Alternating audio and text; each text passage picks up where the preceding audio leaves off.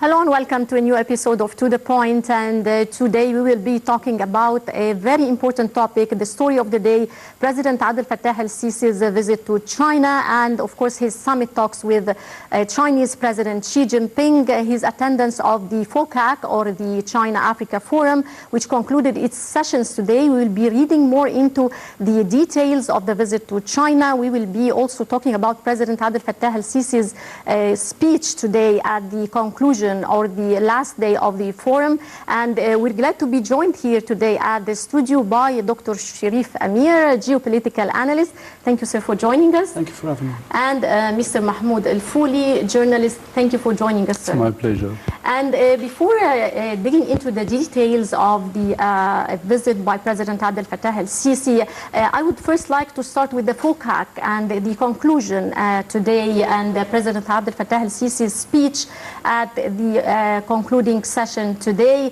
How do you see the significance of President el-Sisi's speech? Can we read more into the details and the messages delivered through his speech? Yeah, actually, the summit itself is very important because China always shows support for developing countries and developing and emerging economies, and Egypt is one of them. Egypt is an integral part in Africa and in the Middle East, and China knows exactly the significance of Egypt in the region.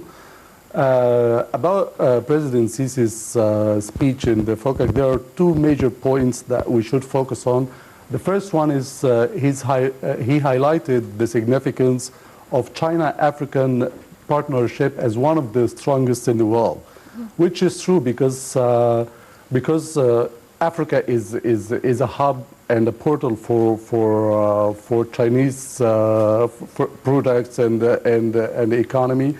And another point is President Sisi highlighted the importance of the Suez Canal economic zone, and he said literally that this zone is a logistic center and an economic center, and that important region can be a hub for world trade, which is true.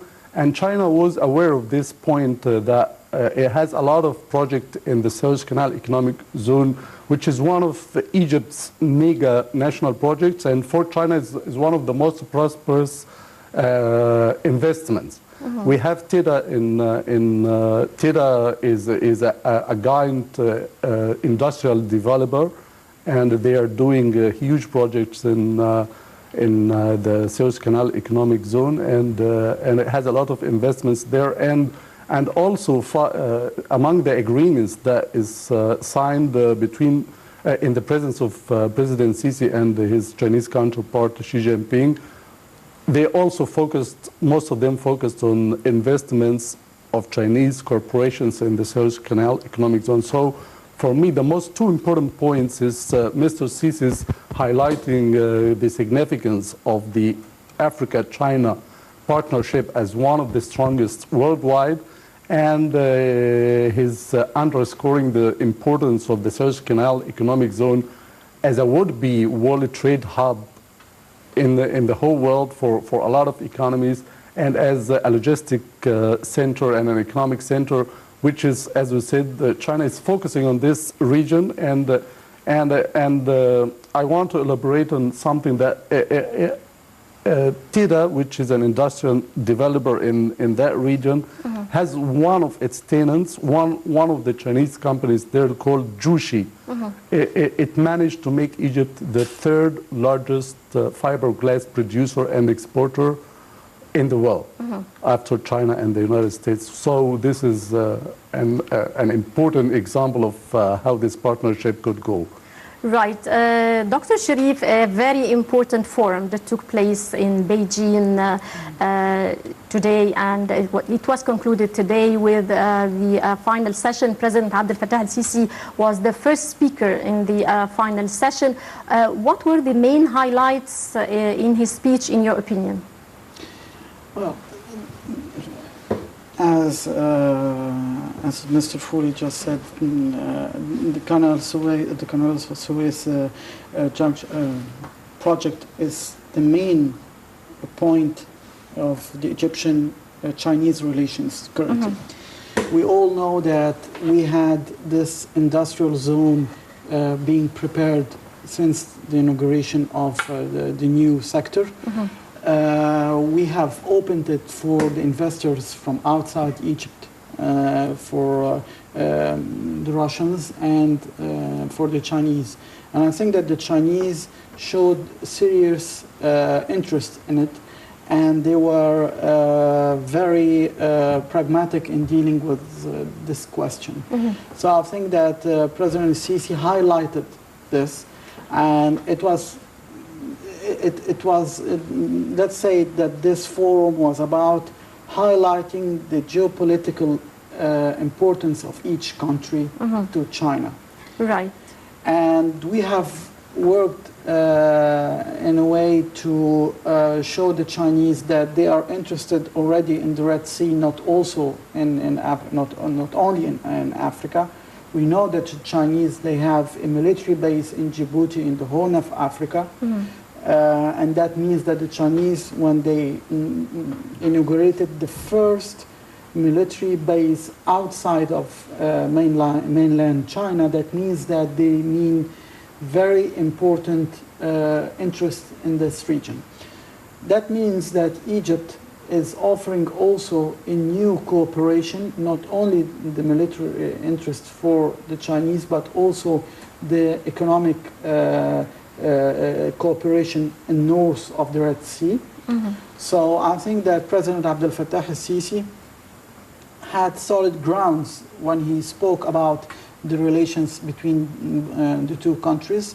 We have access to the Red Sea, to the Mediterranean. We're a cornerstone in the Middle East. We are capable of changing a lot of things in this region, maintaining, we have the most powerful military in Africa. Definitely. So this ensures also the security of the Chinese investment. They know that they're in a secure country, that the country has an army and a navy that could control the whole region surrounding their economic interest. So I think that President Sisi, when he gave this speech, he was giving the sign that Egypt is not only an African country, it has an overture for everything and for the Chinese market in the coming future.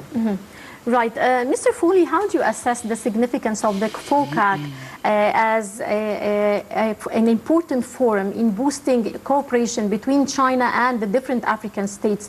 And how do you see the keenness of China on boosting this economic relationship with the African states?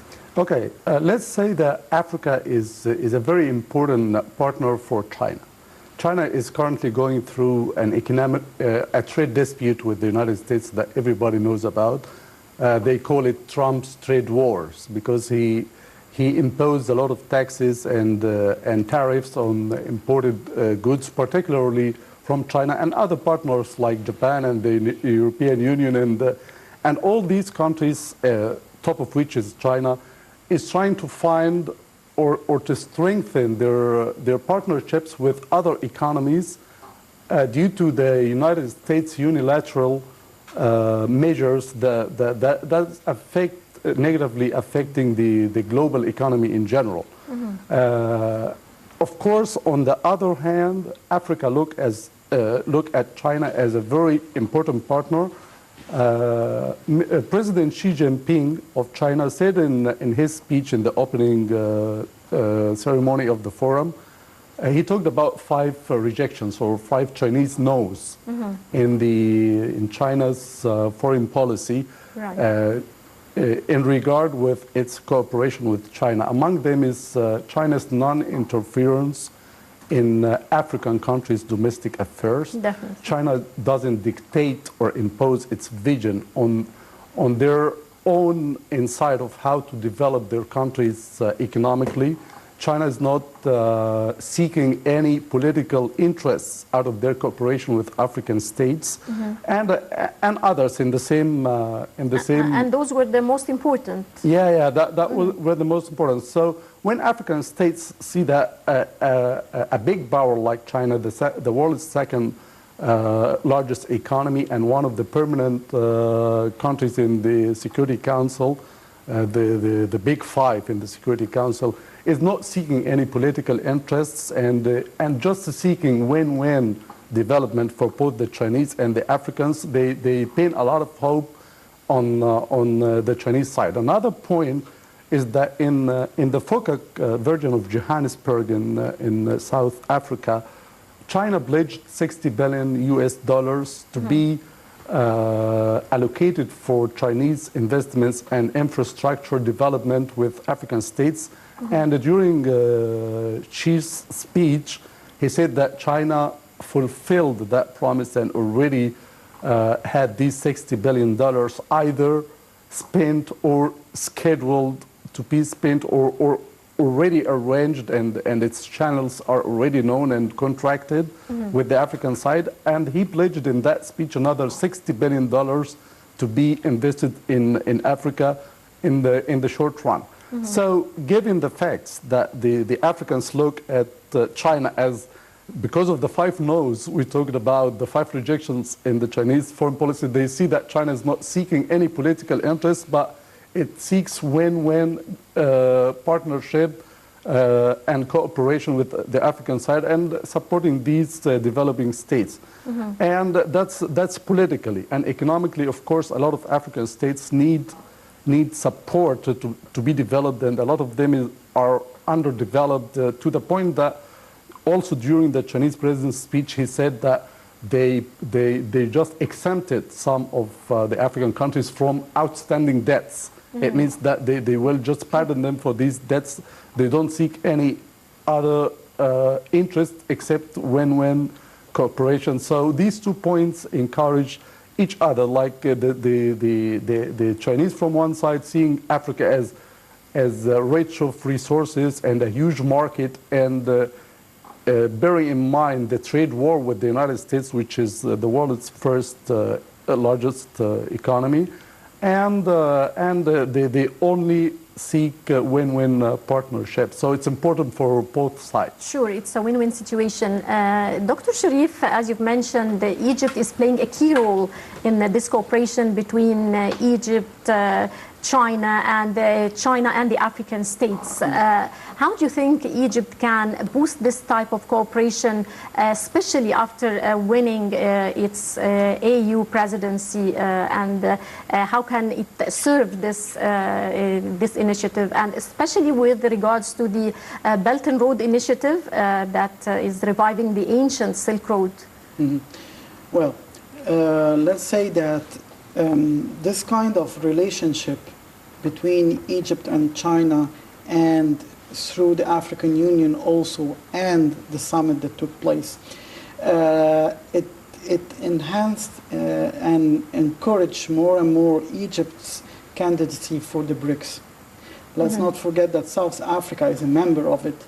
And let's not forget that countries like Iran and Turkey, and Recep Tayyip Erdogan of Turkey went to South Africa at the BRICS summit there to pledge the candidacy of his country. And then he got the cold shoulder, fortunately, from President Vladimir Putin and the others. So I think that now we are showing that we deserve this. We deserved to be members with the new coalitions that are shaping the new world order, which is new world order based on equal relationships and bilateral relations. Egypt now is not seeking any way of controlling any country in the region. We are saying that we are a sovereign, independent state. We are wishing to have relations with other countries like we had with the West. Right. We have good relations with the East, like in Russia and China. And I think that these countries are wishing to see centers of power in this region. So I think that the Chinese, they know that Egypt is, as I said, the cornerstone, South Africa also, and that's, the interest is being built for the Chinese and the Russians and the Indians in this region. It's not like the Western vision of dictating what we should do. And this is what is very important, that we have ambitions like them and we are working together on it. Let's not forget something very important. Africa was always the backyard of France. And what took place now in Beijing, it's something significant that all the African leaders went there, and that means that China is taking the place of France for the first time in the African continent. And why is that? It's because countries like Egypt and other countries in the emerging economies in this region, they wish to see that they take part in the development of their own countries. They are not exploited. Definitely. They are working together. So this is what we are doing now. We are feeling that we have a sovereign decision. We're not the isolated country from any part of the world. We have relations with everyone, but still the Chinese are seeking equal relations with us, equal developments, and as they said, they won't intervene in internal politics and decision making in Egypt's foreign policy, for example. Right. Mr. Fouly, moving on to private enterprises, China encourages private entrepreneurship. And of course, this is very obvious inside China itself. So how can they help in boosting private entrepreneurship in Africa, in different African states? Okay, let's take Egypt, for example, because there are facts on the ground that is already going on, and particularly in our focal point, which is the Suez Canal Economic Zone. For example, we said that there is a huge industrial developer called TIDA that is developing 7.23 kilometers in the Suez Canal Economic Zone. And it has a lot of enterprises, like 67 enterprises, including small and medium-sized enterprises, logistic companies, and some huge factories. One of them, as I previously mentioned, is Jushi. And Jushi provides like 2,000 job opportunities for Egyptian manpower. And over the past 4 years, like last week, Jushi was celebrating the largest production of fiberglass, a production line, which reaches like 200,000 tons per year. That will be the full production. And the Jushi, for example, produces fiberglass worth $220 million per year, and it exports more than 90% of it. It exports about $200 million of fiberglass per year. It paid Egypt like 300 million Egyptian pounds in taxes over the past 4 years. It paid like 600 million Egyptian pounds in customs, which goes to the Egyptian treasury and boosts the Egyptian economic situation in general. So these examples on the ground, like we said, 67 enterprises by TIDA, already ongoing factories that made Egypt like, because the fiberglass produced by Jushi it has the label made in Egypt, which is called Egyptian production. So it makes Egypt the largest, one of the largest fiberglass producers in the world. So these examples like Jushi and others are examples of these promotions of the small and medium enterprises in Egypt. And among the contracts that were signed in Beijing, in the presence of President Sisi and President Xi Jinping, was 5 important contracts. Those in the Suez Canal Economic Zone, one of them is by one of the world's largest textile factories. Its name is Shindongri. Shindongri is not planning to make a factory in Egypt. It's planning to make a cluster with huge storehouses. And I was talking to the Suez Canal Economic Zone's deputy chairman last week, and he said that it could provide not only thousands of jobs, but could be tens of thousands of jobs to Egyptians that will have huge amount of storehouses. And so all these examples, like the development of Teda to this to over 7 kilometers of the Suez Canal Economic Zone, actually not the 7 kilometers have already been developed. 1.25 has already been finished as the first stage, and they are working now in the second phase of developing 6 kilometers. The flow of Chinese companies and enterprises to Egypt are the example of how this partnership between Egypt and China could boost Egypt's economic development and to flourish the small and medium-sized enterprises in the country.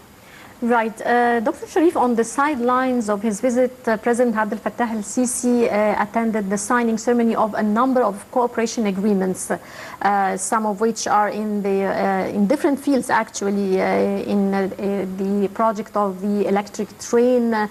There's also a project in Hamrawein using a clean coal technology, which is expected to be the largest or the biggest in the world. How would you see the significance of these cooperation agreements?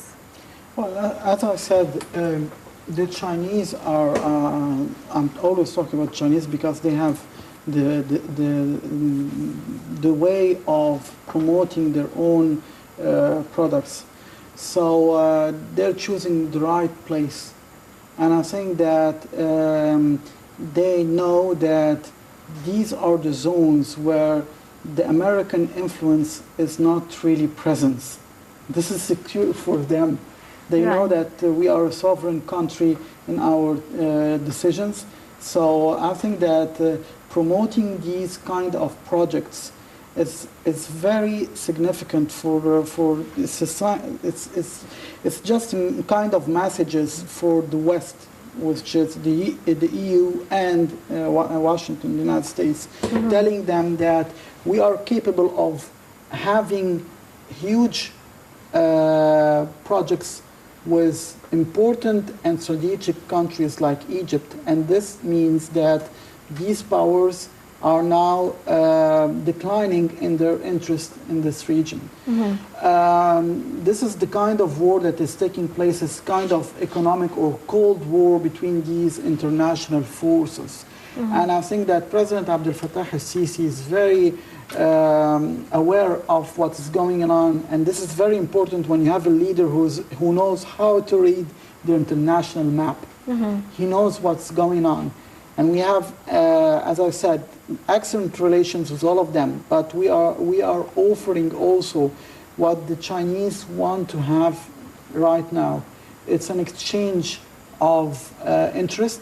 It's a win-win relationship, and I think that the Chinese understand that whenever they will start a project in Egypt, it will spread everywhere in the Middle East. It was always like that. And the electric train, as you said, and other projects also. I think that Egypt is always the spotlight is always on our country, fortunately.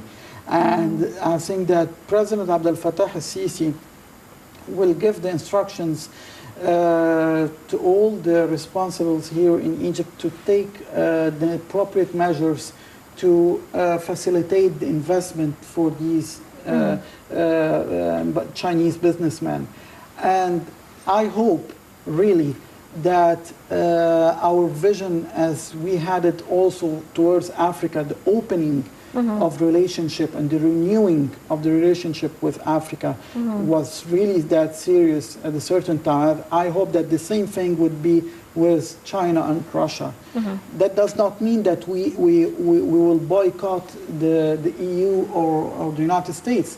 No, we're showing that we are a place of interest. And there is something very important that is taking place now in the Middle East and giving us a kind of a privilege, which is the decline of some forces in the region like Turkey.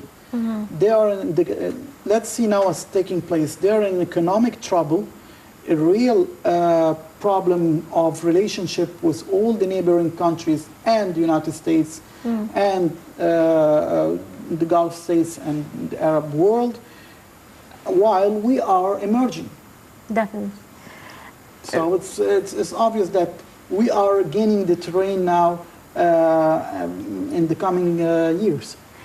Yes, Mr. Fouly, from the economic point of view, these projects are worth of $18.3 billion. Yeah. What do you think are the most important of these projects? As Dr. Cherif have just said, they are very crucial, and we're winning a lot out of these projects. So how do you see the significance of them in priority?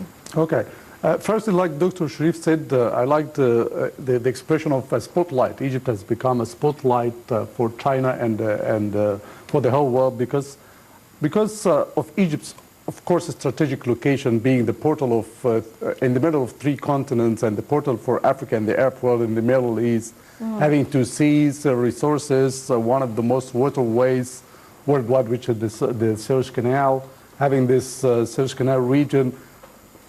Coming to the projects, to answer your question, one of the most important projects, I will talk about them just little by little, and then in the conclusion, I would say that the most important of them is the power station in Hamrawin? The power station in Hamrawin is very huge and very important, and it uses, of course, a new technology to be used in clean coal technology. Clean coal, which is the first to be used in Egypt, and I heard from Chinese friends that it will be the largest power station in the world, not only in Egypt. At a capacity of 6,000 megawatts. 6,000 megawatts, yeah. And that's huge, and of course we have gone through years of power cuts and outages, and we had a lot of problems related to power, which I would call them the old days now, because everybody sees the development of this sector with a lot of power stations established over the past few years. Another company called Xiamen Yangyang is making like modern construction material. It will have a factory in the Suez Canal Economic Zone, and actually I knew about this even before the agreements, because I had an interview with the deputy chief of the Suez Canal Economic Zone, and of course he had an idea about the projects that are going to be signed. So these factories are very important. Also, the electric train. The electric train is important, of course, connecting the new administrative capital city with the surroundings. Also, there is a petrochemical lab and complex in the Suez Canal Economic Zone. We'll find, of course, there is also a project in Ataka mountain. There's a space project also. Yeah, a space project. But we would see that most of them are focusing on the strategic area we're talking about, which is the Suez Canal Economic Zone. The amount of investment itself is huge, bearing in mind that it is applicable. It will be like implemented on the ground, like we have seen a lot of Chinese plans coming true on the ground in terms of building, establishing factories. We have heard about them during the preparation stages, and we have seen them on the ground until we have seen their exports and their position, and until we got the numbers of their production capacity per year, and how much they export every year, and how much they pay for Egypt in taxes and the customs. So the number itself, $18.3 billion is huge amount of investment. Even if you look at what is allocated by China to develop for the development plan in Africa, it's 60 billion. This is almost 1/3 of this amount. Like they are not irrelevant, of course. I mean, this is a huge amount, and China is known as being an earnest and country that is going to fulfill this, and these projects will be a reality. It will boost the Egyptian economy, of course. This is one point. Another point, the partnership with China, of course, will strengthen Egypt's position, not only economically, but politically as well, because China has a lot of political influence worldwide, being one of a huge world power and one of the 5 big countries in the UN Security Council. Right. On the sidelines of the forum, President Abdel Fattah el-Sisi met with a number of African leaders, among which is President of Sudan, President of South Sudan. He met also with the Ethiopian Prime Minister. Dr. Cherif, how do you see the significance of these meetings? Well, this is the natural course of Egypt's relationship and leadership in this region, is that we have an opening, as I said, towards the East and towards Africa. And President Sisi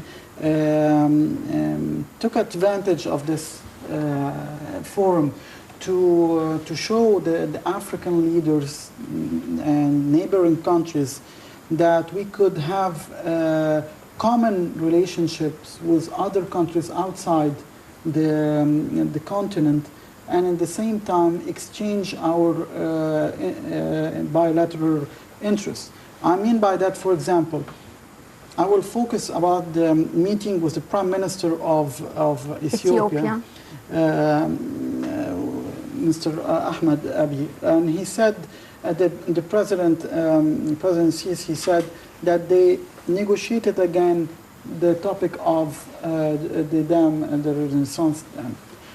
I think that it's very, very clever of Egypt to work on different topics in the same time.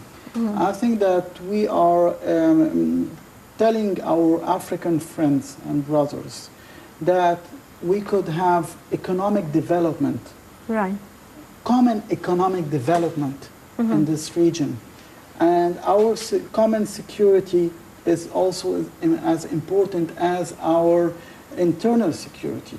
So I think that the meeting with the president of Sudan, North and the South of Sudan, and the president, the prime minister of Ethiopia, is in the task of treating the Nile problem that we are witnessing now.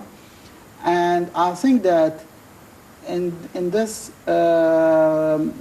forum, when these countries are seeking new projects with China, I think that we're giving them also the opportunity to have projects with us. Yeah. And when they see that Egypt has this importance in the eyes of the Chinese superpower, that puts Egypt also in a very important place in the negotiation on these topics. So I know that everything is being calculated, but it's very important that we're showing the African leaders that we are not in competition with them.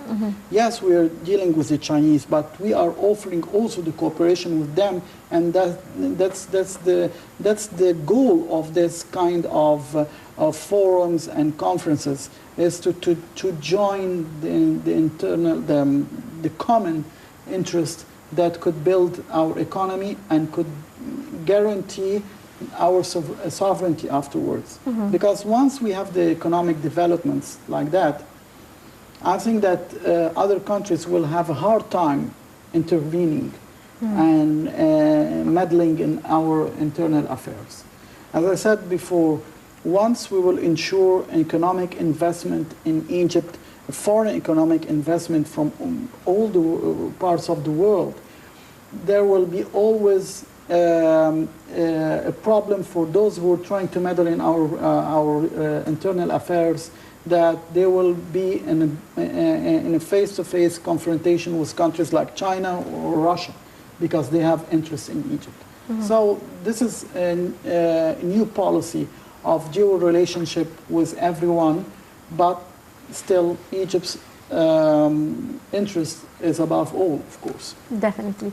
Mr. Fouly, on the first day of President Abdel Fattah el-Sisi's visit to China, he met with the Chinese President Xi Jinping for summit talks. How far does Egypt and China share the same values and views with regards to international or regional issues? Okay. Actually, Egypt's foreign policy is quite clear. And we can see this from Middle East crisis and Arab crisis like that of Syria and Libya. Egypt always repeats, and President Sisi always says that Egypt seeks political settlement for these crises based on dialogue and conversation, and it rejects any interference in these countries' international affairs. And Egypt is supporting the national armies of these countries to be the only military powers to protect their nations, and Egypt always calls for the integrity of their territories. And like we said about Xi Jinping's speech in the beginning of the forum, we see most of these no's were expressed in his opening speech when he said that China doesn't interfere in other countries' domestic affairs, and China doesn't seek political interest from its cooperation with other countries. So we find that Egypt and China share the same principles of foreign policy. This is one thing. Another thing is that the relations between Egypt and China are historical, and we know that Egypt was the first African Arab country to establish diplomatic relations with China back in 1956 under late President Gamal Abdel Nasser. And China bears this in mind, and they always keep it for Egypt as a credit. We have seen like 2016 was called the China-Egypt cultural year because of their cultural relations together. So they have a lot of things they share in common, and even if we just give like a brief look, we find that yesterday's or today's or this time's visit to President Sisi to China was the fifth since he came to power in mid-2014. So visiting China 5 times shows how important China is for Egypt. And when President Xi wanted to come to the Arab world and speak to the Arab nations, he came to Cairo and he made a speech at the Arab League, which shows how important Egypt is for China. So sharing the same principles of foreign policy, having historical relations, eyeing each other's significance in international and regional affairs. Of course, this strengthened the partnership between Egypt and China, which has recently been elevated to the level of comprehensive partnership or comprehensive strategic partnership. Right. Dr. Cherif, in very brief, how do you assess Egyptian-Chinese relations under the leadership of President Sisi? As we just have 1 minute left. It's the best we can see in Egypt's relations with China. China now is not only a military superpower, it's an economic superpower. And what President Sisi is ensuring for the next generations is the stability of the economic situation afterwards, because these companies would come to Egypt and start working in the sector and the industrial sector in the Suez Canal and will work everywhere in Egypt. This is a new start for the new Egypt, and I think that he chose the right partners at the right time. Right, Mr. Mahmoud Fouly, journalist, many thanks for joining us. Dr. Cherif Amir, geopolitical analyst, many thanks for joining us, and thank you for your insight. A pleasure having you with us today. Thank you. Ladies and gentlemen, with that we wrap up this edition of To The Point. We will be bringing you minute-by-minute coverage for the Asian tour by President Abdel Fattah el-Sisi. He is now headed to Uzbekistan. We will be bringing you coverage of his visit to Uzbekistan. Many thanks for watching. This is Naveen Ramzi signing off.